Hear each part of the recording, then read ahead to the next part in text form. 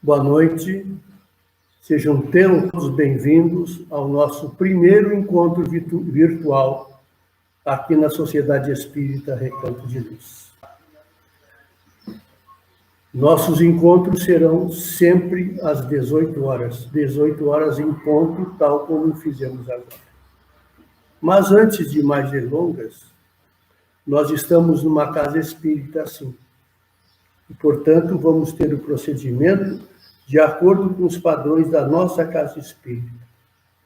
Convido a todos agora que sentem confortavelmente, relaxem seus corpos, respirem fundo, afrouxem toda a musculatura do corpo e vamos orar. Ensina-nos, Jesus, a ver com razão, a amar sem escravidão, a lutar sem morrer, a viver sem romper a fé dos nossos corações, a crer com precisão, a seguir sem ter medo de reconhecer a sua radiante luz na nossa pequenez.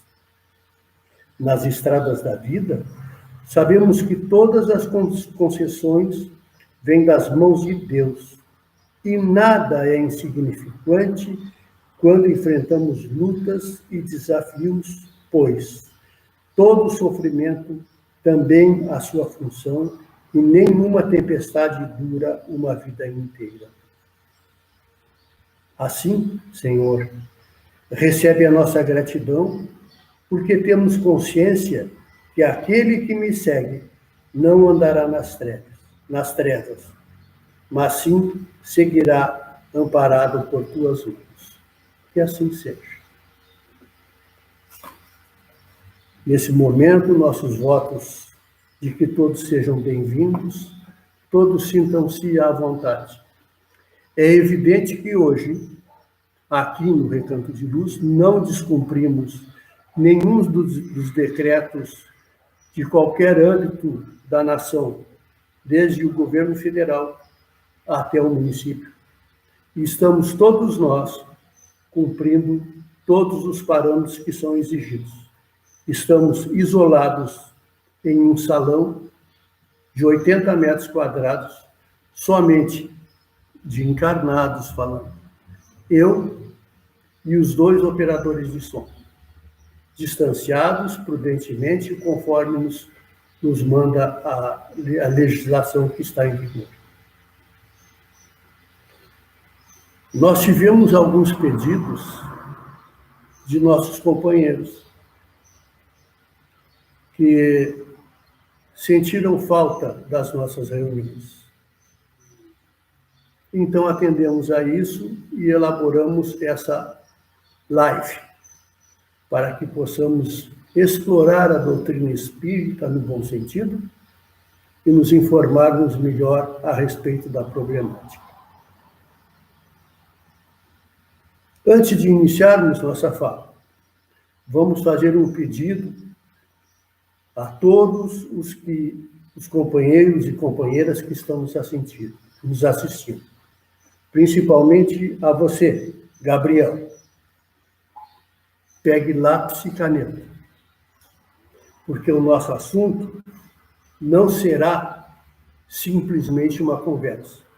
Nós teremos enquadramento dentro da doutrina espírita e fazemos questão que vocês anotem as nossas citações e vão pesquisar depois para tirarem suas próprias dúvidas. O nosso trabalho será realizado sempre aos sábados, 18 horas. Nós temos uma equipe de voluntários, além dos técnicos que estarão aqui todo sábado, de expositores de nossa casa que se dispuseram a trabalhar conosco. Portanto, hoje sou eu, Luiz Paulo. Dia 25 será a Cristiane, que vai falar o convívio familiar. Perdão. O nosso tema é o Espiritismo e as ferramentas evolutivas, que é o tema geral de abordagem. Dia 25, então, a Cristiane vai falar dentro desse tema o convívio familiar. Dia 2 de maio, o Leandro vai abordar a justiça divina. Dia 9 de maio, a Mábel vai abordar o núcleo familiar em meio à oração. Dia 16, o Júlio vai abordar a pandemia e a tecnologia em meio à transição. 23, a Mônica, que vai falar sobre educação e o sentimento. Dia 30, nosso companheiro Paulo Melo, que vai falar de fé e esperança. E no dia 6, a Andréia, que vai falar o comportamento social e a incompreensão espiritual. Se o isolamento social terminar antes desse prazo que nós organizamos, esses mesmos expositores trarão ao vivo seus temas aqui na nossa casa. Muito bem. Todo mundo pegou lápis e caneta, dei uma enroladinha para todo mundo poder pegar lápis e caneta. Então, vou falar agora. Anotem aí. O Livro dos Espíritos. Questões 766, 767, 768. É do capítulo 7º, A Lei da Sociedade. Também 779, 780, 781, 782 e 785. Ainda do Livro dos Espíritos, questão 607. Pulamos para o livro As Obras Póstumas e vamos abordar, inspirados no capítulo A Constituição do Espiritismo, o Credo Espírita, o preâmbulo. Depois pulamos, ou durante a tarefa, o Evangelho segundo o Espiritismo, capítulo 1, item 9, a Era Nova. Capítulo 13º, item 12, a Beneficência. Capítulo 3º, item 16, 17, 18 e 19. Anotado, poderão pesquisar a posteriori para saber o fundamento do nosso trabalho. Desde que surgiu esta pandemia, nós temos enfrentado pela internet mensagens que nos deixam temerosos, que nos deixam em dúvida, que até provocam pânico em alguns, inclusive em companheiros nossos aqui da nossa casa. Nosso objetivo aqui é esclarecer isso. Então, nas mensagens que circulam pela internet, nós lembramos João quando nos ensina: não acrediteis em tudo que os espíritos vos falam. Vede primeiro se eles são os de Deus. É muito importante isso. Nós temos que ter esse funil, esta peneira, para não nos apaixonarmos por textos de boa redação, mas com pouca razão.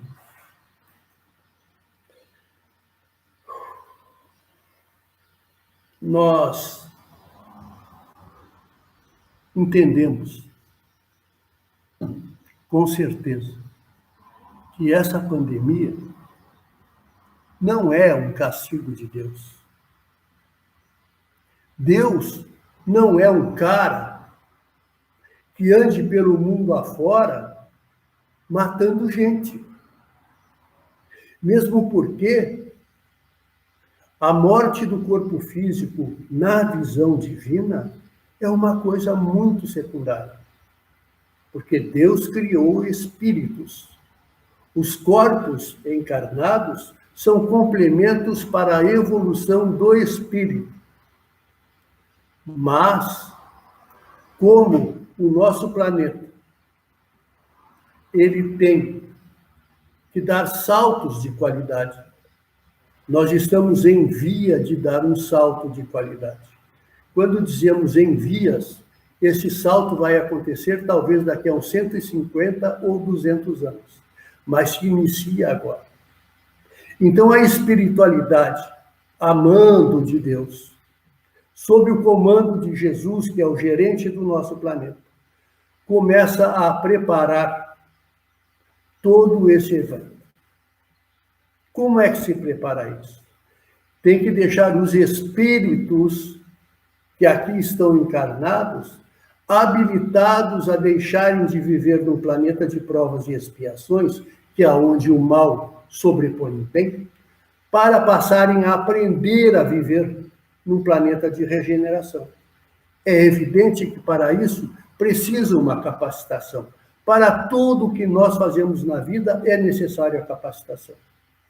Como eu disse no início, eu tenho aqui comigo 2 técnicos que estão gerando essa imagem que nos possibilita conversar. Eles são capacitados. Eles estudam, eles se capacitam e mais, eles se portam como conhecedores do assunto.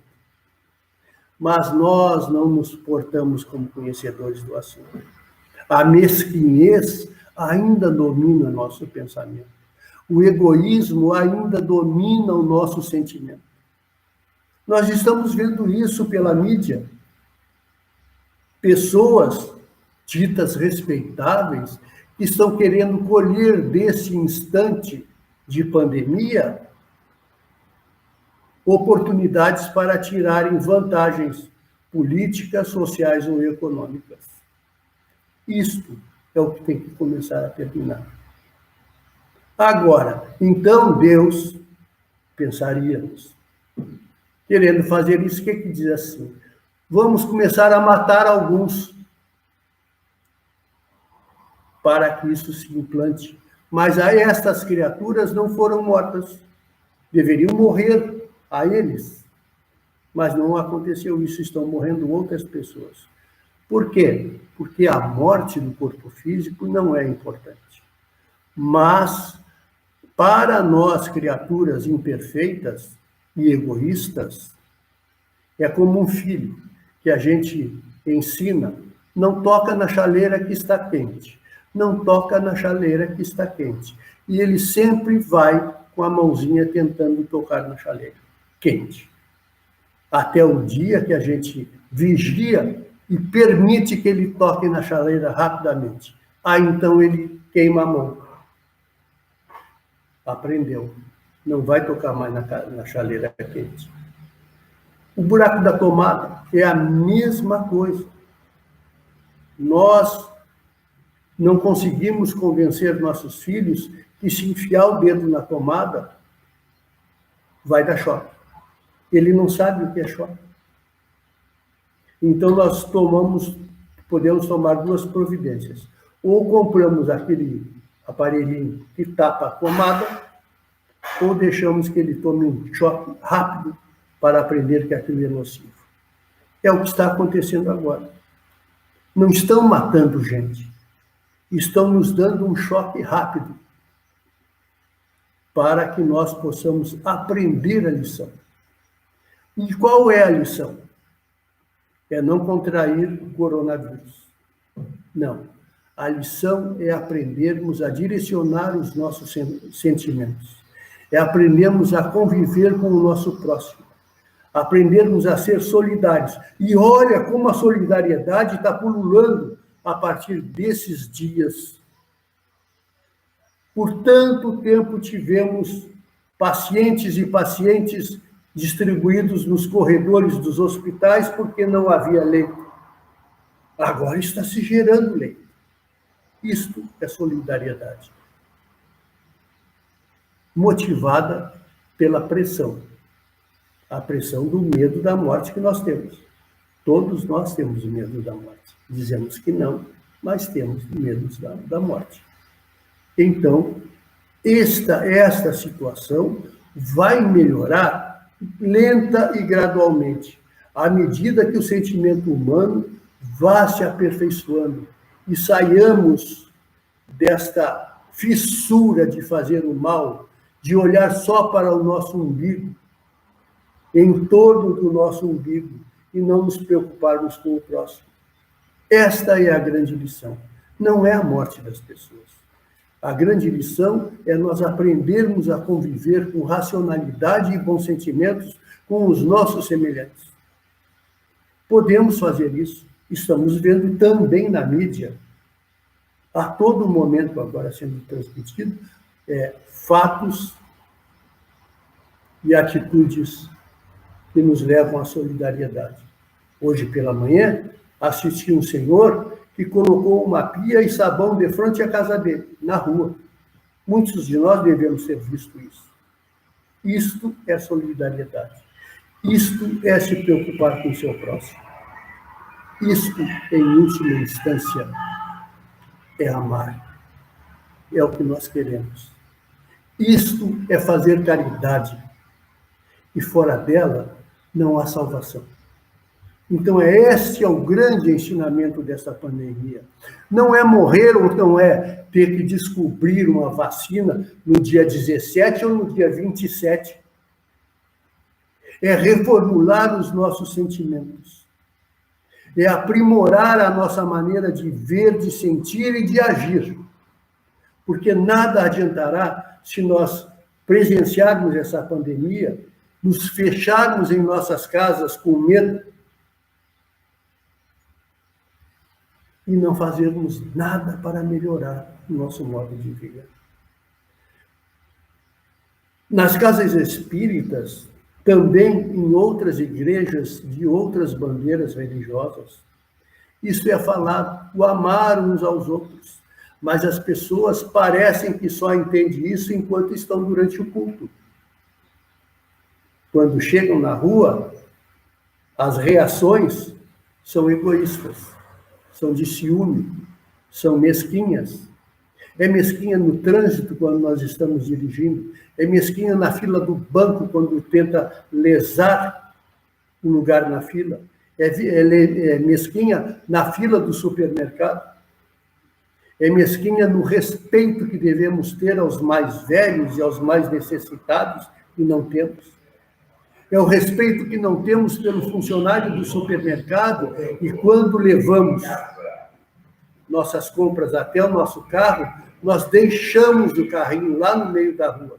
Ou então levamos até a nossa casa e não trazemos de volta. É isso que nós temos que aprender, a participar com os nossos semelhantes, a dividirmos, a compactuar com eles nas coisas boas, a dividir o nosso prato de comida quando necessário, a amarmos constantemente. Estamos vendo hoje, nesse isolamento social, e aí vem uma lição que vai ser abordada nos próximos sábados agora, de pais e mães que estão se queixando pela presença dos filhos em casa.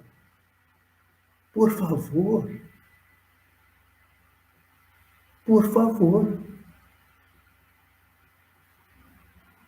Vamos receber os nossos filhos em casa. São patrimônio da nossa família. E nós precisamos interagir com eles de forma saudável e harmônica. Nós queremos mandar os nossos filhos para a escola. Temos aqui na nossa casa, entre a nossa equipe de voluntários, educadores que têm recebido mensagens no telefone dizendo: quando é que vão iniciar as aulas? Eu não aguento mais o meu filho em casa. Isto é uma falta de solidariedade, é uma falta de entendimento, é uma falta de amor. Não suportar o filho dentro de casa. Estou abalado porque estou confinado na minha casa. Graças a Deus que temos uma casa para estarmos confinados. E tem tantas coisas dentro das nossas casas que nós podemos fazer ao longo desses dias que estamos lá dentro, confinados. Podemos ajeitar lâmpadas, Vou trazer um exemplo meu. Eu estou aprendendo a fazer doce. Isso tem saído horrível. E a minha parceira come silenciosamente. Coitadinha. Mas isto é se sentir bem. Estou em casa e estou feliz. Todos nós devemos estar em casa e felizes. O motivo que nos leva a ficarmos em casa não importa. Importa é a família reunida. Mas nós preferimos não saber onde estão nossos filhos, que foram para a balada e nós não sabemos nem onde é. Não fazemos ideia da hora que eles vão chegar. Só vamos sentir se antes dele chegar uma viatura policial e nos disser: houve um crime, um homicídio, ou um feminicídio, como está na moda agora. E a vítima foi nosso filho. Aí cai o arrependimento.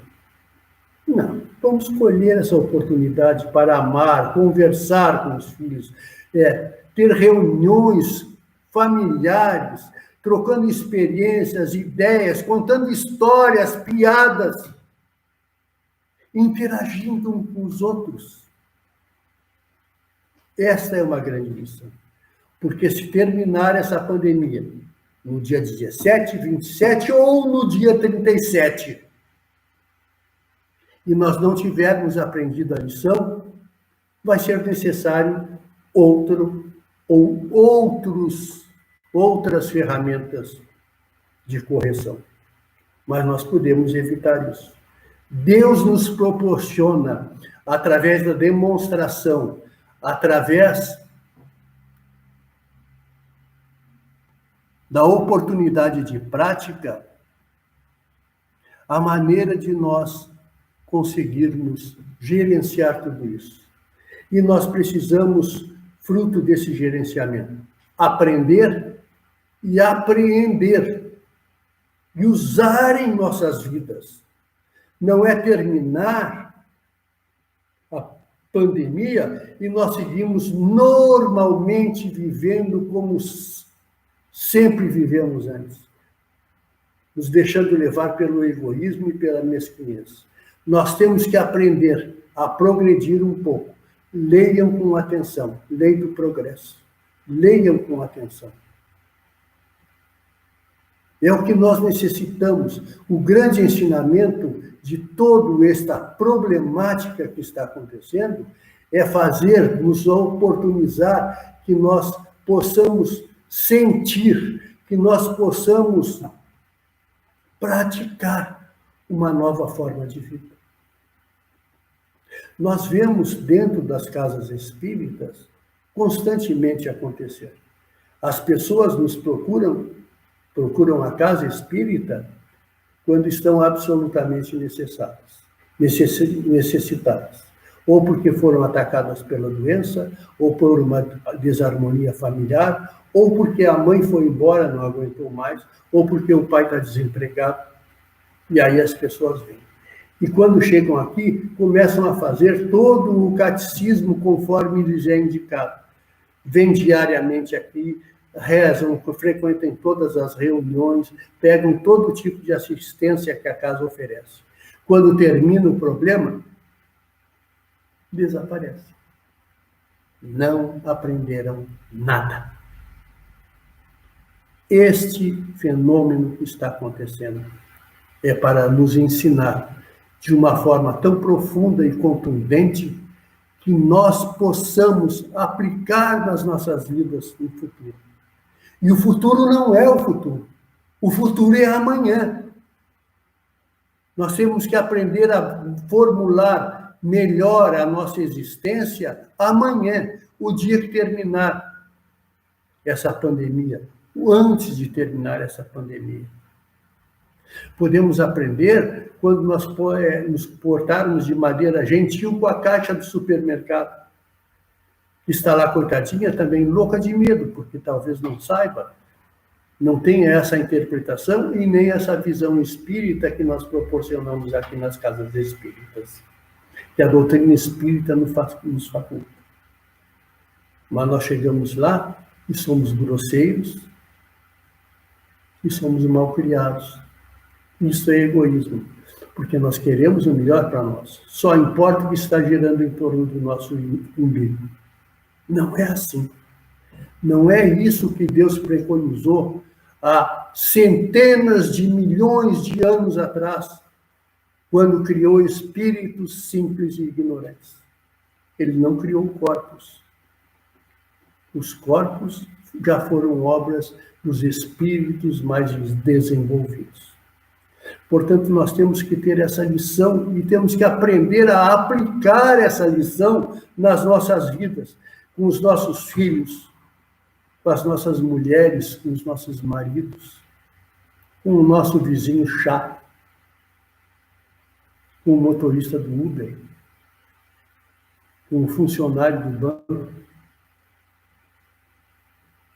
Isto é convívio fraterno. É isto que o Evangelho de Jesus nos arremete. Mas nós não entendemos a lição. Nós vamos na casa espírita ou em outras igrejas e ficamos com aquela cara, com aquela fisionomia de compenetrado, alguns até levados à emoção, ao pranto, naquele instante.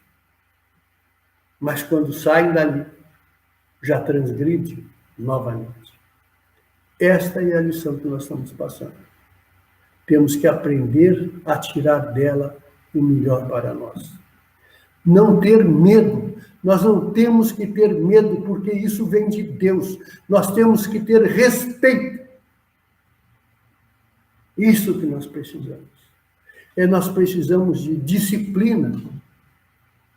Nós precisamos de paciência. Nós precisamos de união. Mas não temos. Um espírito amigo nosso nos diz repetidas vezes, e tem gente que não acredita. Mercê de todos esses exemplos e dessas práticas que nós nos defrontamos ao longo das nossas vidas. Ninguém quer morrer, mas vamos morrer. Portanto, não é um fato tão traumatizante. Todos nós vamos morrer.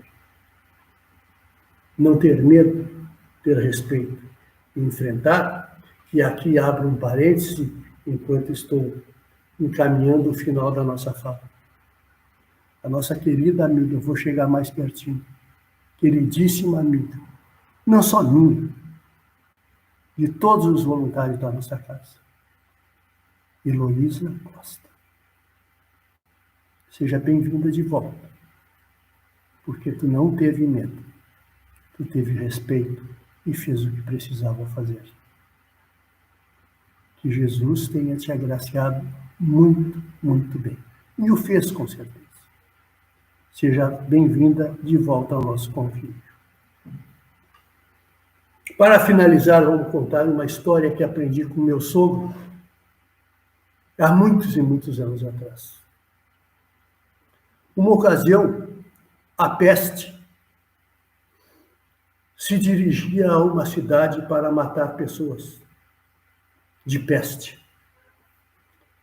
E ao passar numa casa antes da cidade de destino, o dono da casa, sabendo do objetivo da peste, procurou conversar com ela e disse: Peste, nesta cidade onde tu vais, moram tantos amigos meus e parentes queridos. Por favor, não os mate. Poupe-os. E a peste disse: sim, pode me dar o nome de cada um e o endereço que eu vou te atender o pedido. E assim foi feito. E a peste foi nessa cidade e dizimou tudo. Na volta, passou na mesma casa e conversou com o mesmo homem. E o homem disse: Peste, estou decepcionado contigo. Tu me prometeu e anotou que não matarias os meus amigos e parentes. E os mataste. A peste olhou nos olhos e disse: eu não os matei. Quando eu cheguei lá, eles já estavam mortos. Quem os matou foi o medo. Não temos motivo para ter medo. Temos motivo para acreditar, respeitar e nos esforçarmos para nos melhorar. Que Jesus nos ampare e que nos traga muita paz. Ao final da nossa tarefa, uma prece. Pedimos, Deus, um novo dia em cada amanhecer, a liberdade para seguir, a permissão para aprendermos a amar, o trabalho para justificar a missão de viver, a esperança para colocá-la em nossos corações, a verdade para que os homens sigam com fé, a certeza de caminhar com a luz que brilha sobre nossas almas. Pedimos a Deus por todos e para que um dia os homens se transformem em verdadeiros filhos de Deus. Que assim seja. Muito obrigado. Até no próximo sábado.